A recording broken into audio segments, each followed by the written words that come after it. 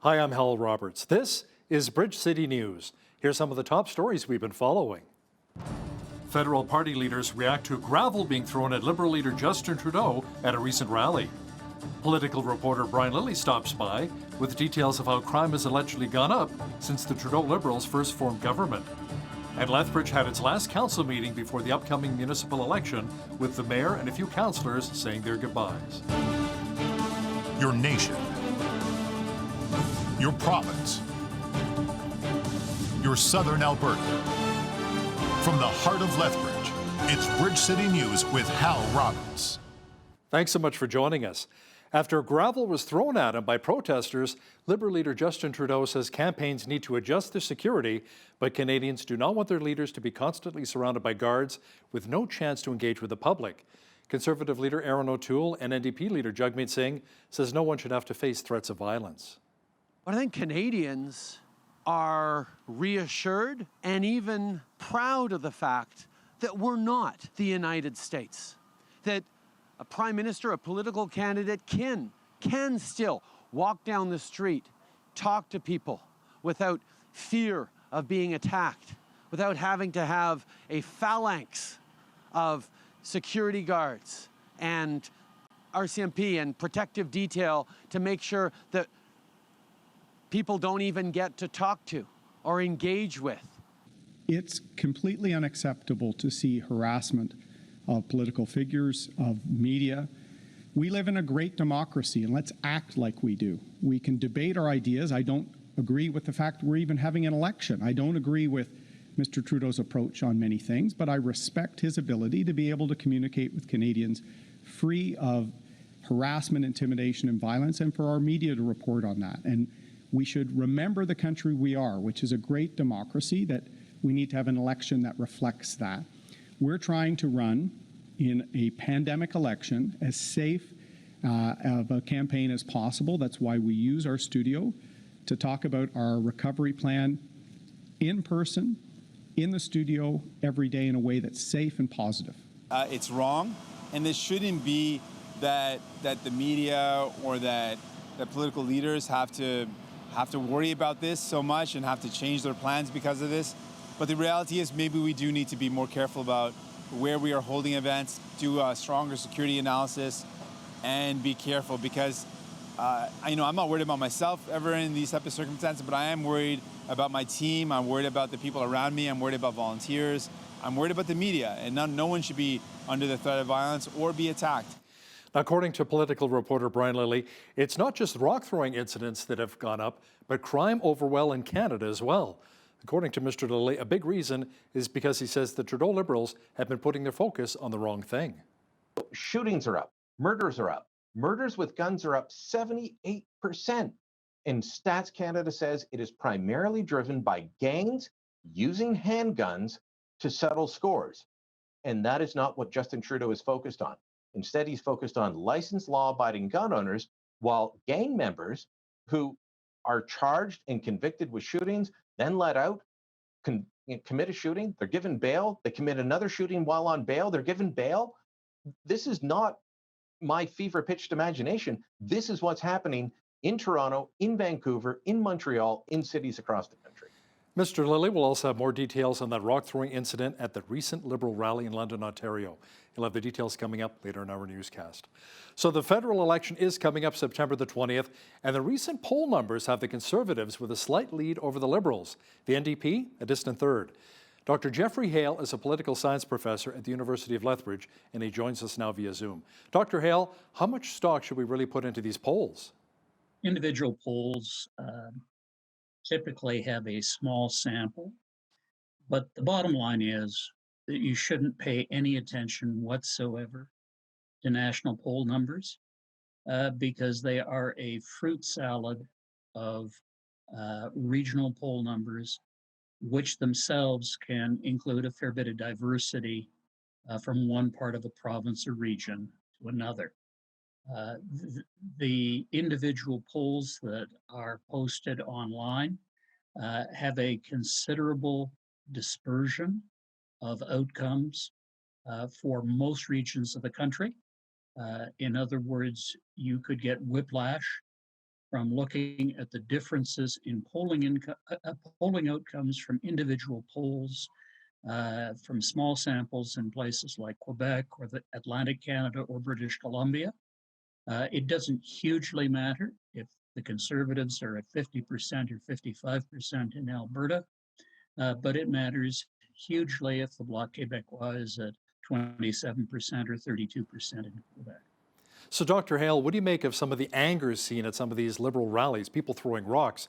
Are they just plants from the opposition parties, or is there more to it? Oh, I'm sure the Liberals would love to have lots of plants like that. There has been a lot of anger in federal politics for the last few elections. However, I think we are seeing a level of antisocial behavior at protests that really are working to the disadvantage of those people who are acting out in those protests.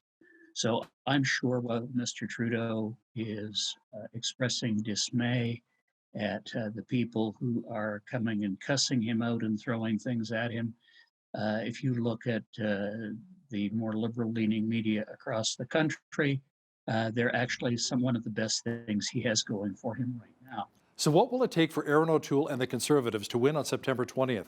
Could we even see a Tory majority government? Mr. O'Toole has to give people a reason to vote for him. And I think the other thing he has going for him is a widespread distaste in certain parts of the Canadian public for Justin Trudeau. Is a Conservative majority likely? Probably not, because the Conservative vote is concentrated in large parts of Western Canada and small town Canada. That makes it very difficult to translate regional numbers into large numbers of seats. There will be a lot of close races in this election, and the Conservatives will have to win the majority of them. Thank you so much, Doctor. That was Dr. Jeffrey Hale, political science professor, joining us from the University of Lethbridge. With just over a month to go into the Alberta municipal election, Lethbridge City Council gathered for its final council meeting on Tuesday. Both the mayor and councillors started the meeting by thanking the community and wishing each other well after working together the past 4 years. Mayor Chris Spearman says they have achieved lots through their time in office, including the Park and Ride Terminal, Exhibition Park, Agri-Food, Hub and Trade Centre, airport renovations, and Truth and Reconciliation. Councillor Jeffrey Kaufman and Rob Miyashiro will not be seeking re-election, with Tuesday's meeting being their last. The best that come to mind are the most recent ones, and that would be the change of the budget process, definitely a huge accomplishment for council, and the process we use to hire city managers. We've really kind of matured as an organization there, and have been very happy with managing to secure Mr. Dalton in that position, and the changes that he brings to the organization are changes that are going to benefit the community. Aside from all the great things I know Mayor Spearman talked about today, and the list is quite long, because every council does some really good things. Every council does some things that, you look back and say, man, maybe we shouldn't have done that. But with this group that I've been with for the last 2 terms, these 2 groups, I'm really proud of the work that we've done.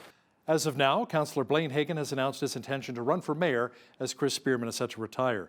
5 other councillors have yet to confirm their intentions ahead of the municipal election on October the 18th. Lethbridge will not be getting a drive-in theatre anytime soon. Council held a public hearing about the potential of building a drive-in theatre along with an outdoor event centre near Highway 4 and 43rd Street South. Council heard from both sides, with residents living along 43rd Street South concerned with the noise level the drive-in would cause. Ultimately, Council voted unanimously to defeat the bylaw, encouraging the applicants to reapply once they have further public engagement. The Moments Matter initiative was started by the Association of Alberta Sexual Assault Services. Christine Cassie, the CEO for the Chinook Sexual Assault Centre in Lethbridge, says the program will help to deal with sexual harassment in the workplace. We do know through studies that have been done that sexual harassment is still something that exists and is rarely reported on, much like sexual violence is rarely reported on in our society. So this is a way to actually mobilize employment places to actually look at the positive things that they're doing that increases communication and creates that that feeling of safety and security for workers. Cassie says she hopes that the initiative continues and evolves into something like the I Believe You campaign, where people support victims of sexual assault. A new initiative to make Lethbridge one of Canada's healthiest cities for seniors has kicked off. The Wellness Wednesdays program, put on by Healthy Lethbridge and funded by Ottawa's New Horizons for Seniors programs, offers 3 sessions every month on a variety of topics such as active living, eating wisely, and enhancing mental health. Organizers say Lethbridge has a large demographic of seniors living here in the Windy City, with their program being an easy way of making connections. This is our way of trying to bring people together to not only to bring that lifestyle, that healthy lifestyle for them individually, but to connect them with opportunities within the community and to connect them to others. And we know that that's has such a big impact on people's overall health. Well, for me personally, I think that it's critical that we, as we age, maintain connectedness, certainly to our families, to our communities, to our friends, to have a strong sense of purpose. By incorporating these things into our daily lives, it just helps our families, our friends, our communities to benefit. Organizers say the sessions are free to attend, and if you'd like more information, you can call the number you see at the bottom of the screen. A volunteer has jumped on her bike to ride from Calgary to Lethbridge to bring awareness to the dangers of impaired driving. As Micah Quinn explains now, the funds will go towards helping Mothers Against Drunk Driving initiatives in both Lethbridge and Calgary. Christina Hendra is part of the first ever Bike for Mad event. She made her final stop at the Elizabeth Hall Wetlands in Lethbridge to round out the 2-day bike trip. Yesterday I did 145 kilometers in 6.5 hours. Today was 46 kilometers. I think we left about 8:30, so in about 3 hours. But this is the hardest stretch of the trip. According to Mad Canada, 4 Canadians are killed and 175 more are injured every day as a result of alcohol and drug-related crashes. When you're impaired, there's so many different options that you can use. There's Uber, there's taxi drivers, there's so many different options. There really is no excuse. The funds raised for the initiative will go towards supporting Mad Calgary and Lethbridge's programs and services. We go into schools and we educate children on not to drive impaired, so when they grow up they'll hopefully listen to this and understand how tragic it could be. Another program that we do is for the victims, survivors of crashes, and also for the families that have lost a loved one. Awareness as well. We try and do lots of marketing, billboards, social media. The fundraiser will be up until the end of September, and Hendra says she's hoping to raise $20,000 for the campaign. You can visit at Bike for Mad to donate to Hendra's fundraiser. For Bridge City News, I'm Micah Quinn. Alberta Health Services announced that the Fort Macleod Emergency Department will be temporarily closed from 8 a.m. Thursday till 8 a.m. Friday, as it'll be without an on-site physician. Officials say nursing staff will remain on site in providing care for inpatients with one local physician in the community. Patients are asked to call 911 in case of a medical emergency. EMS calls will be rerouted to the Chinook Regional Hospital in Lethbridge. Alberta Finance Minister Travis Taves offered an update as to the ongoing negotiations between Alberta Health Services and the United Nurses of Alberta. Taves says the revised proposal from AHS is a long-term contract for nurses that includes a wage freeze for the first 3 years and then a modest wage increase in the 4th and 5th years of the mandate. Now, in a statement, Taves says the new proposal acknowledges the hard work and dedication of Alberta's nurses while respecting the tough fiscal situation the province is in. Now, an official from the UNA says the Taves statement is absolutely false. David Harrigan, the UNA's Director of Labour Relations, says AHS still wants an end to 2 annual lump sum payments, which amounts to a 2% cut in salary. Harrigan, in a recent media interview, says it is not helpful when he, Taves, makes misstatements, and it just confuses the public and our members. Harrigan says the AHS reached out to him over the long weekend after receiving a new mandate from the province. Alberta Health Services says 5,268 people got COVID-19 vaccines over the weekend. Now, that doesn't include those who may have done so at pharmacies. Officials say that is a 13% bump compared with the previous weekend. On Friday, Premier Jason Kenney announced $100 will now be given to anyone who gets their first or second jab from now until mid-October. Our province averaged more than 1,200 new COVID-19 cases a day over the Labor Day long weekend. A professor of ethics at Huron College at the University of Western Ontario has spoken out against being forced to take the COVID-19 vaccine. Julie Panesi says it is shocking how many Canadians are being forced to get the jab by their employers, and this is ethically wrong. Today, I'm going to teach you a short lesson on the universally accepted ethics of coercing people into medical procedures. I'll be the example. My employer has just mandated that I must get a vaccine for COVID-19. If I want to keep working at my job as a professor, I have to take this vaccine. Here's my conundrum. My school employs me to be an authority on the subject of ethics. I hold a PhD in ethics and ancient philosophy. And I'm here to tell you it's ethically wrong to coerce someone to take a vaccine. If it happens to you, you don't have to do it. If you don't want a COVID vaccine, don't take one. End of discussion. It's your own business. Mayors in Edmonton and surrounding communities want the Alberta government to bring in a COVID-19 vaccine passport with new rules. They're calling it the best way to compel more people to get vaccinated and end the pandemic. Premier Kenney has already said Alberta will not bring in province-wide rules, but noted that some businesses, along with our province's NHL and CFL teams, are already mandating vaccinations. Kenney says the province is developing a machine-readable QR code that can be downloaded or placed on a smartphone to make it easy to prove vaccination status. Hundreds of thousands of homes and businesses in Louisiana are still without power 9 days after Hurricane Ida struck. The state's governor, John Bell Edwards, said that fortunately some progress is being made, but more than 400,000 are still without electricity. There's an awful lot of work to be done. With respect to power outages, the last number I saw is we're down to 435,000 customers. That means homes and businesses without power. That's a lot, but it's down from 1.1 million. Unfortunately, I have 2 more storm-related deaths to report today, both coming out of St. Tammany.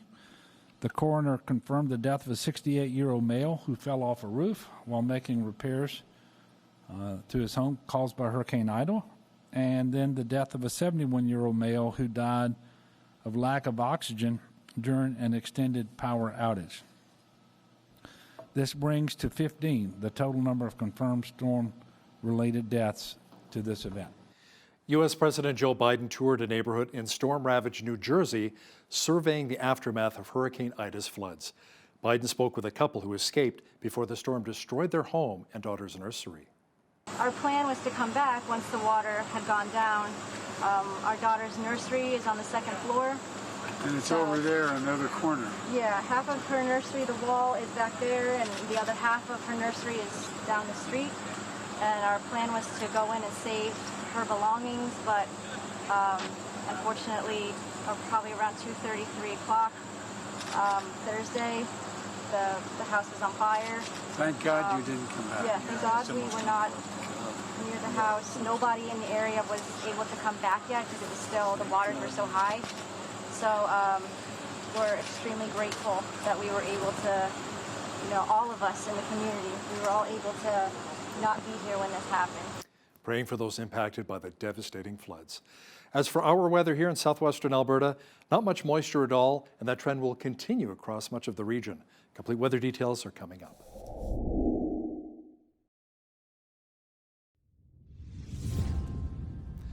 It was another beautiful day across much of southwestern Alberta as we hit over 20 degrees once again. Tonight, just a few clouds are expected with a low near 14. Thursday, it should be mainly sunny with a high expected near 30. Friday, a mixture of sun and cloud with the mercury dropping to 23. Saturday, mainly cloudy with a high of 22.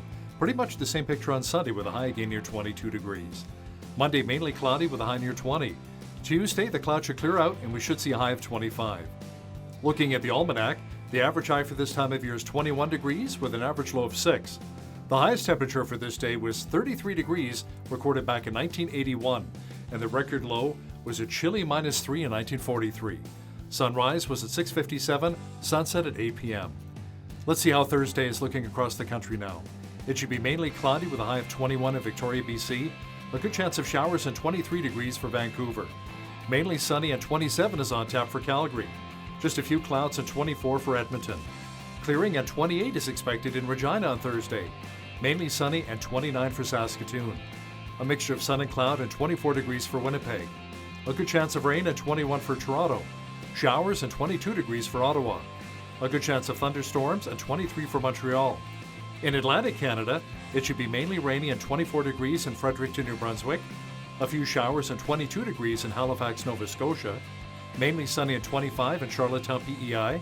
And in St. John's, Newfoundland, it should be mainly sunny with a high of 20 degrees on Thursday.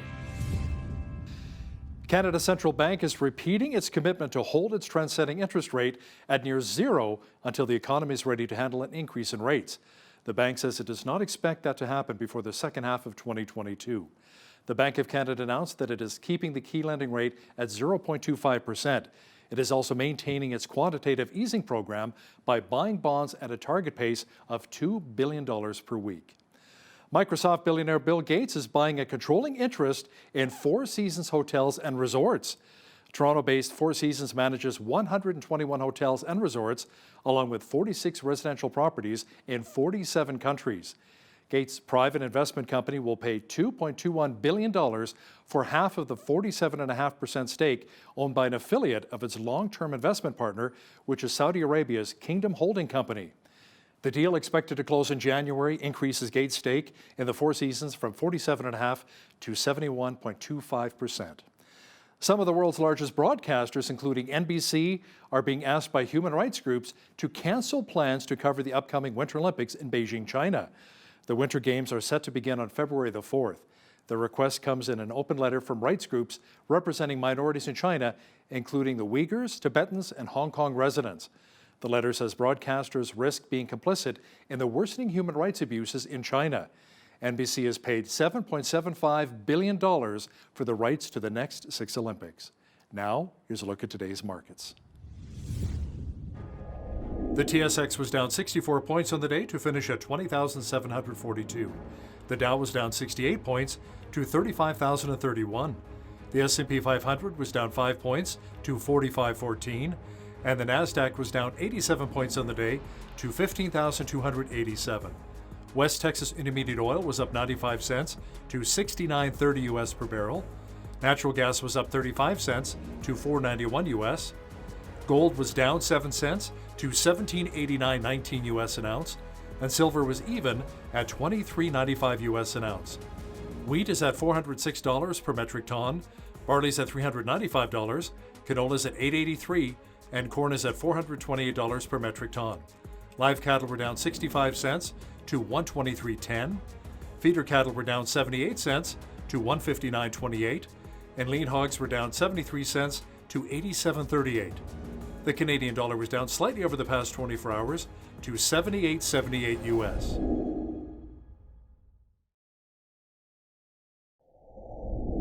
Recapping one of our top stories this hour, Alberta Finance Minister Travis Toews offered an update as to the ongoing negotiations between Alberta Health Services and the United Nurses of Alberta. Toews says the revised proposal from AHS is a long-term contract for nurses that includes a wage freeze for the first 3 years and then a modest wage increase in the 4th and 5th years of the mandate. Things are getting a little heated on the campaign trail.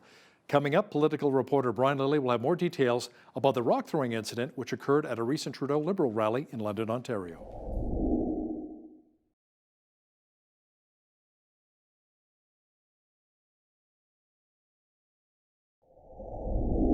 The federal election is just around the corner and things are really heating up on the campaign trail, including some violent protests.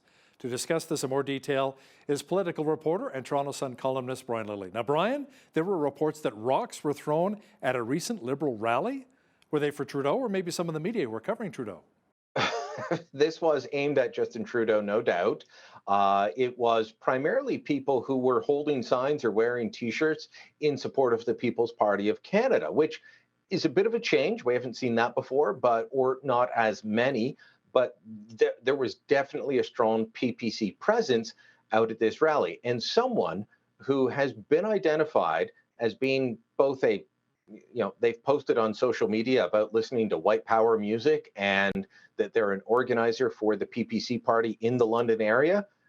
They're the person who's identified by video of throwing the rocks. Now, it's more gravel than rocks. Look, that doesn't matter. Whether it's an egg on Maxime Bernier's head, as the People's Party's leader had to deal with last week, which was not condemned, by the way, or it's gravel or pumpkin seeds, as Justin Trudeau said he had thrown them a couple of years ago, it's simply wrong for that type of political violence. We decide our issues at the ballot box in Canada. We don't decide them with violence. There were a couple of attempts at violent revolution. That's almost 200 years ago in Canada. Both in Ontario and Quebec, we had little spats of revolution. We are not a violent country, and we need to condemn this. That said, Hal, I think it's high time that the Liberals stopped leaning into this issue and holding events that are designed to get them photos and videos of Trudeau interacting with people who hate him.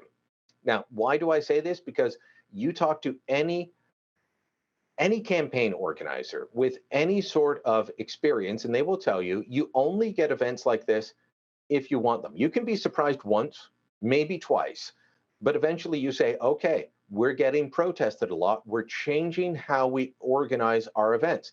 That doesn't mean you don't have supporters out there. That doesn't mean you don't hold events outside.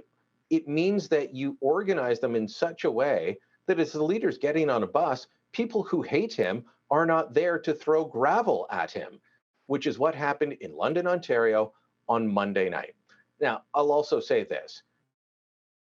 A lot of the people who are organizing protests against Trudeau, he calls them the anti-vax mob, there's a strong organization of people who are against lockdowns, against vaccines, against masks, all of that. They've also shown up at Premier Doug Ford's house, the Ontario Premier's house, on a regular basis. A man showed up with a knife at Ford's house. One of the heroes of this movement, Chris Guy, has been charged with uttering death threats against Doug Ford. Prior to COVID, people showed up at Queen's Park with a guillotine on the front lawn saying, "Let history repeat itself," as they were protesting Ford. The media is based in Toronto, and they focus on Toronto, especially during COVID. It's always, what's Ontario doing? Is Ontario doing enough? Even when the numbers here are lower than elsewhere, it's a criticism of Ontario constantly. And those violent attacks on Ford do not get the same level of coverage as they do with gravel being thrown at Justin Trudeau. Brian, federal Conservative leader Aaron O'Toole had to do some backtracking recently and explain away part of his policy on gun control that responsible gun owners across the country were not happy about. What transpired here? It's a bit of a bizarre thing that's going on. Aaron O'Toole did say that he would repeal the order in council that was invoked on May 1st, 2020. That's the one that came a week after the Nova Scotia massacre. Now, a lot of people, you and I can get into the weeds here about how guns are classified and are they legal or illegal. But the Nova Scotia massacre that happened, that is a guy who was reported to the RCMP, local police multiple times, someone who should not have had a gun, someone who was reported for having illegal guns. Nothing was ever done. The guns that he did use were legally smuggled into Canada through the United States. That was reported. Nothing was ever done. But Justin Trudeau used that incident to say all these, what do we have? More than 2 million licensed legal gun owners in this country, people vetted by the RCMP already. They have been told, you have to give up your firearms because of this guy. So Justin Trudeau banned those guns. Aaron O'Toole said, I'll reverse that ban. But then he was asked about it, and he said, I'm going to keep the assault weapons ban. And by that, he meant the 1977 ban on automatic fire weapons. Civilians haven't been able to own those since you and I were in, grade 2, 3, Hal? I mean, it's been a very long time. So he was trying to play back and forth, be too cute by half. He got caught out. He's given the Liberals an opportunity to scare suburban female voters who are worried about their kids' safety into saying, I can't trust the Conservatives. He's also, with the way he's gone back and forth, made some gun owners who have been supportive of the Conservatives, licensed, legal gun owners, a little wary. Now, a lot of them are saying, don't worry, just hang tight. He's going to do the right thing. But we don't know.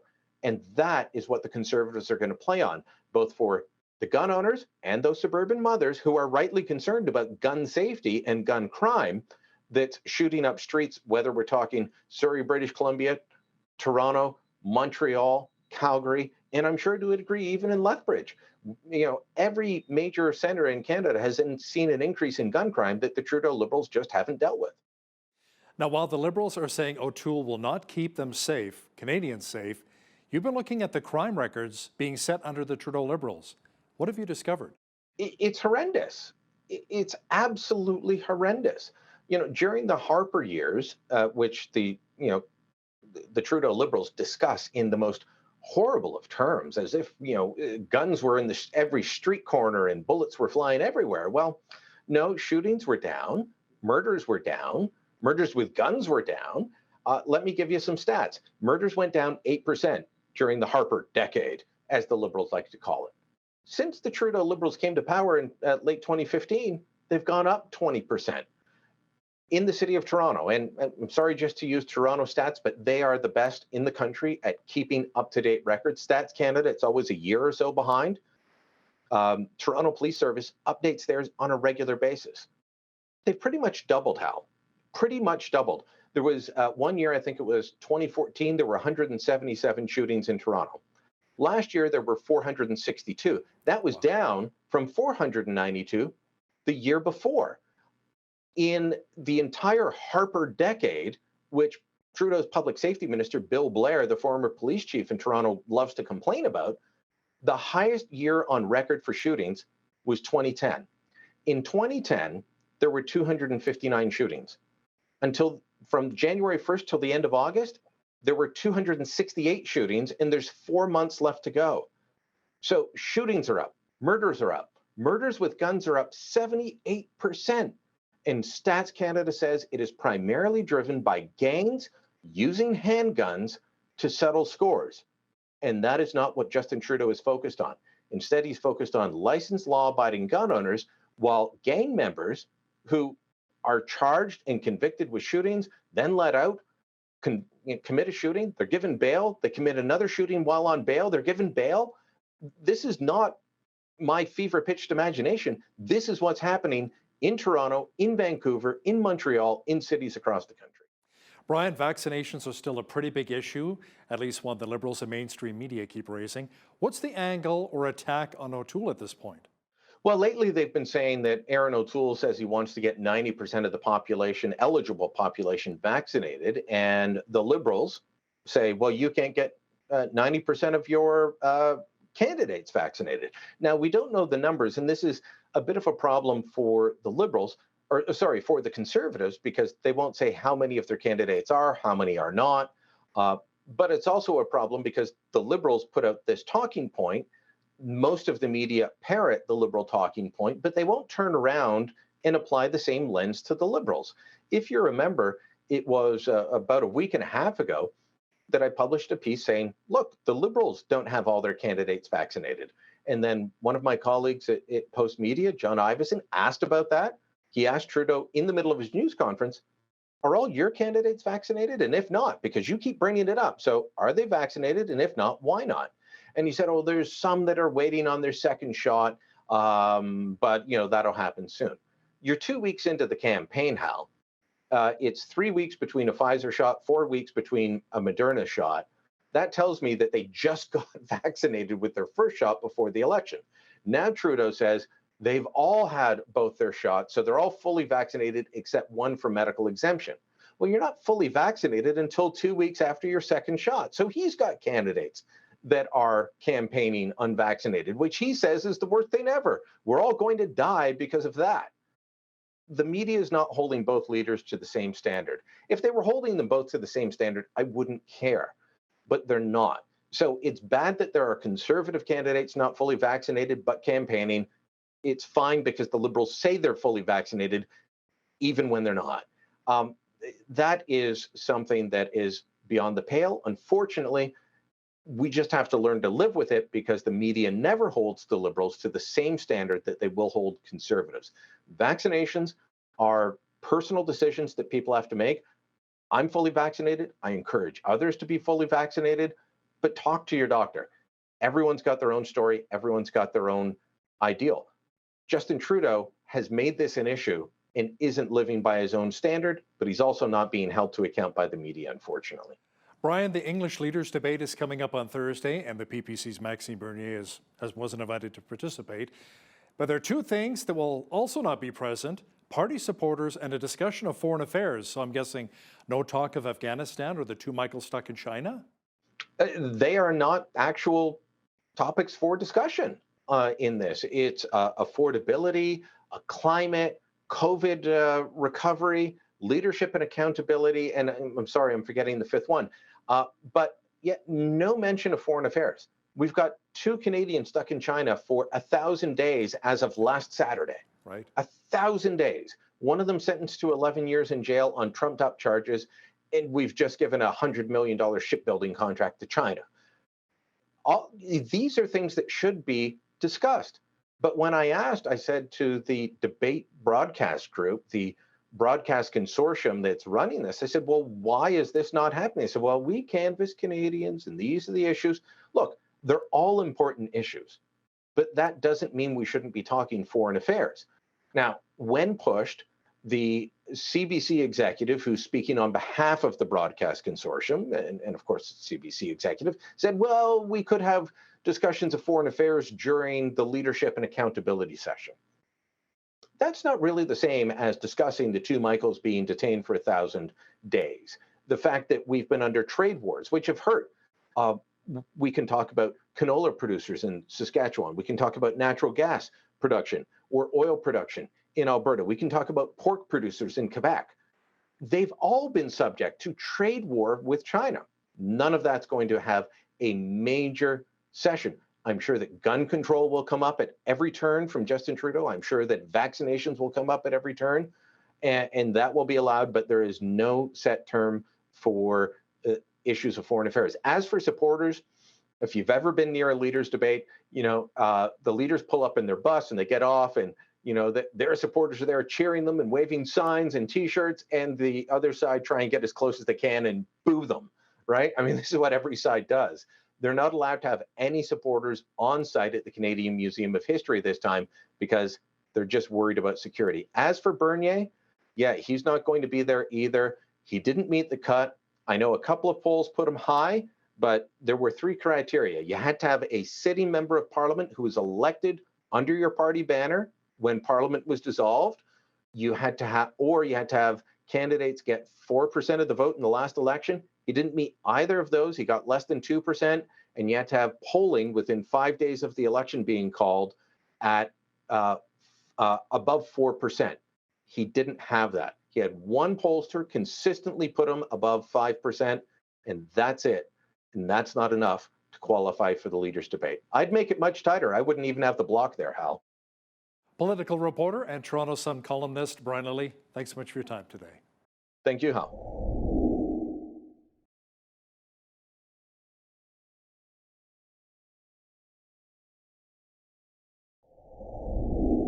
October 18th, we'll see municipal elections taking place across Alberta. Joining us today is Gary Clausen. He is one of several candidates in the mayoral race here in Lethbridge. Welcome to Bridge City News, Gary. So great to have you on today.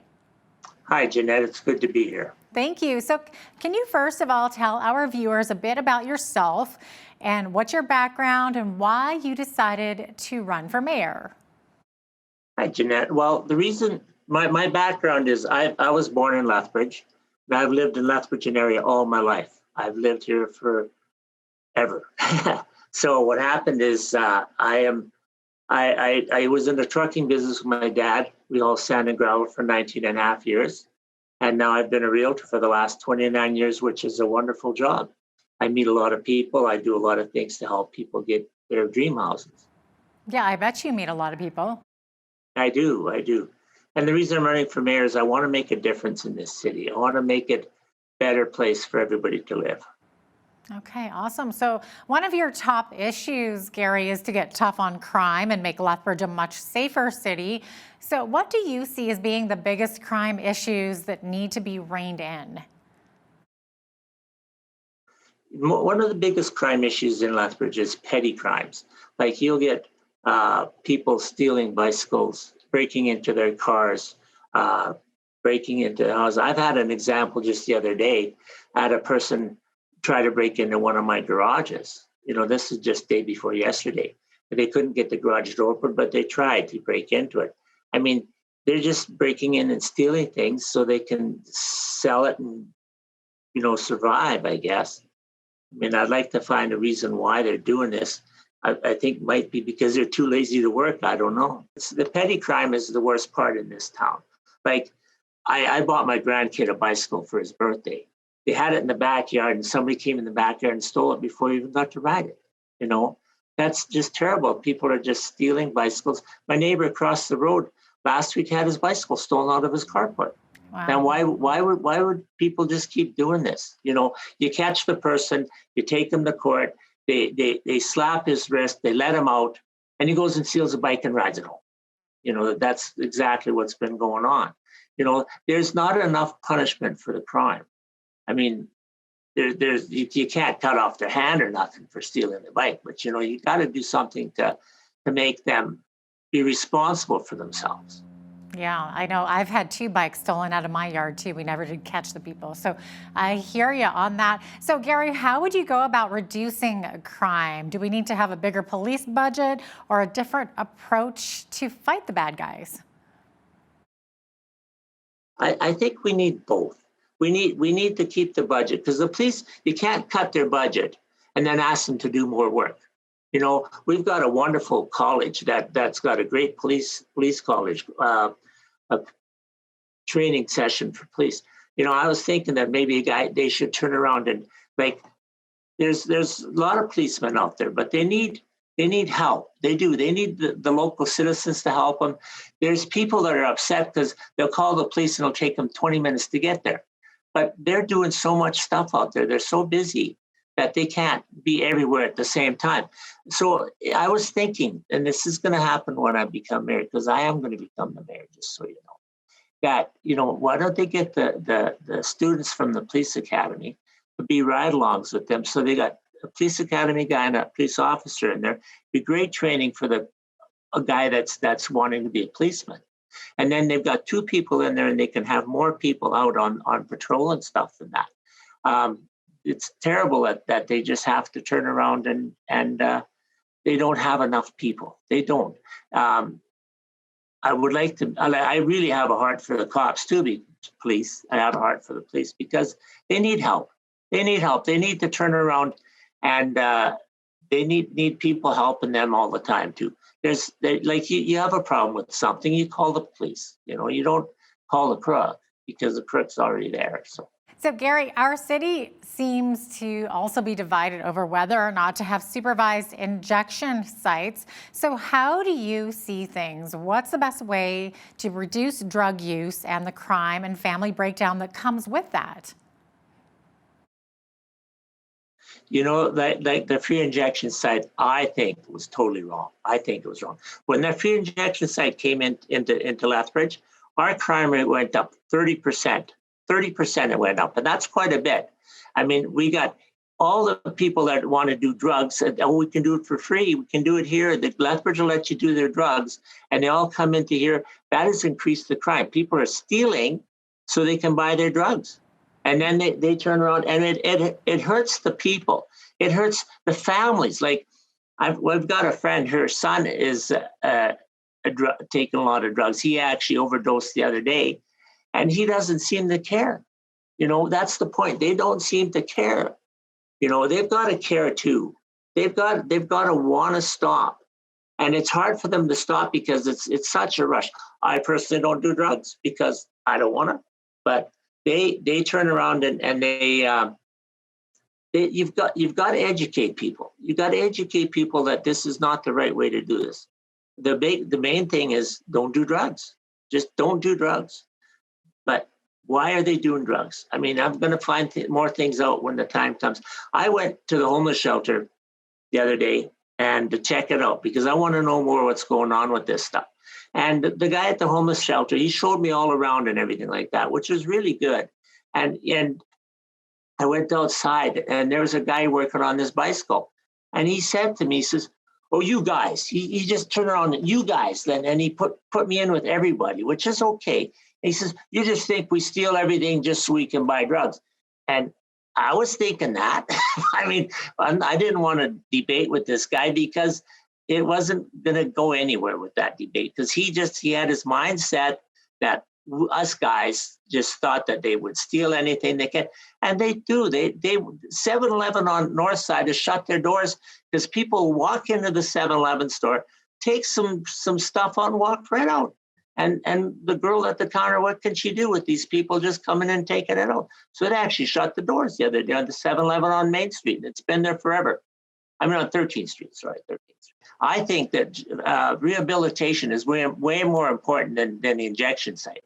And we're actually getting a bigger rehabilitation site just outside of town here by the close to the jail. They're going to expand that thing. They're also going to put a new rehabilitation site on the blood reserve, which is good ideas, because it turns around and keeps them off the streets. You know, talking about the drug thing and get back to that a little bit. You know, you've got needles and stuff in the parks, and your person can take his dog and kids for a walk in the park. There's needles, and it's not safe for them. You know, Gulf Gardens is our downtown. Gulf Gardens is like our living room. I don't want the injection site. I don't want the needles in my living room. I want them. I don't want them at all, but I want them further away. Don't want the people all hanging around downtown. The Gulf Gardens, it's a great park. It's a nice park. It's got a splash park. It's got all that stuff there, but it's just not being utilized because of everything else going on with the drugs. Drugs is the main problem in our city with this. The drugs cause them to turn around and steal and help support their habit. So you get this is free injection site. Why? It's illegal drugs. You shouldn't have a free injection site for illegal drugs. People will say, "Oh, they've got to have this. They got to protect them. They got to be able to do this." No, they don't. They don't have to have this. I mean, how many people are in favor of the free injection site? And how many people are against it? I bet you there's 98% against the 2% that want it. That's my opinion. So the man at the shelter who was confronting you, you didn't want to talk to him and ask him what his story was, since he's confronting you about the stereotype about all of them and how you guys think. I'm going to go back. I'm going to talk with these guys some more and see what's going on. I'd like to. The other day, I've got some friends that own a restaurant, and they phoned me at 11 o'clock at night. There's somebody building a lean-to, a shelter in the back of their restaurant, at the back in the parking lot. So I go over there because we're good friends, and I go back there, and they called the police, and I got there, and the police got there like within minutes, So I mean, the response time for the police was really good on that. Okay, I'm getting to that point. Okay, so what happened was we tore it all down, and so a day or two later they phoned me that's up again. So I went back there again, and I went and looked. And I heard this noise on the other side of the block fence. And I looked over the block fence, and there was two people there. There was a guy and a girl. And I talked to them, and I says, why don't you guys go down to the shelter? I said, "This is your stuff?" They denied it, of course. And I says, "Why don't you guys go down to the shelter?" He said, "Well, when we go to the shelter, we get harassed, and we get robbed, and we get beaten up. So, I mean, there's a reason. Why is that happening?" I'm going to find out more, because this just happened like 3 days ago. I'm going to find out why. Is there not enough security in the shelter? Is the security guards in the shelter, can they handle this? Do they need more help? That's what's got to be taken care of. They got to turn around, and there's got to be a reason why. I know a guy, I've known him. I sold his house back in the 90s, okay? And I see him lots on the street, and he's a homeless guy. And he's never ever asked me for a dime, ever. And I've known him even before I was a realtor. I knew him, and he says he just doesn't want to have no responsibility. Doesn't want to have to make mortgage payments or pay taxes or anything. He just wants to live. Wow. So what do you think needs to happen to get people off the street and into a stable home environment then, Gary? Medicine Hat has done a wonderful job. Medicine has done a wonderful job on their homeless stuff. And I'm going to check into that a little bit more. I haven't got that all together yet, but I'm going to get that together. And there's all kinds of different situations. There's people, they build little pods. They build little things for the people to live in and stuff like that. But you got to have a place for them to do this. So one of your top priorities, Gary, is to make City Hall more efficient and less likely to spend wastefully. So where do you think money is being wasted, and how would you make things more efficient? See, here's another point, okay? I have to find out more where the money is being spent. I have to find out what they're spending the money on. Okay, so once I get in there, I can do more efficient stuff. Now, the people that are working on the jobs, the employees, you go to the employees, you talk with the employees. Lots of times, the employees know really well how to do something, and they're told to do it this way because that's the way we do it. We're going to do it that way, and that's the way we do it. And if they do it this way, they can get it done more efficiently, and it'll be just as good. So that's the point. I'm going to work with the people in the city. I'm going to work with them, and I'm going to see what I can do to make it more efficient for them.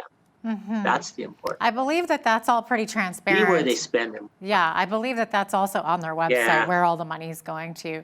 Okay, so now you believe that Lethbridge has a lot to offer in the tourism department. How would you go about promoting Lethbridge as a great spot to visit?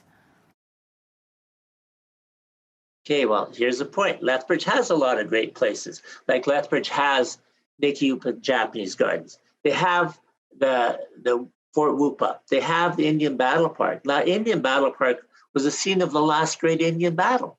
That's history. That's history. They got the Helen Schuler Center. They've got that too. We've got some the new and improved swimming pool. That's nice.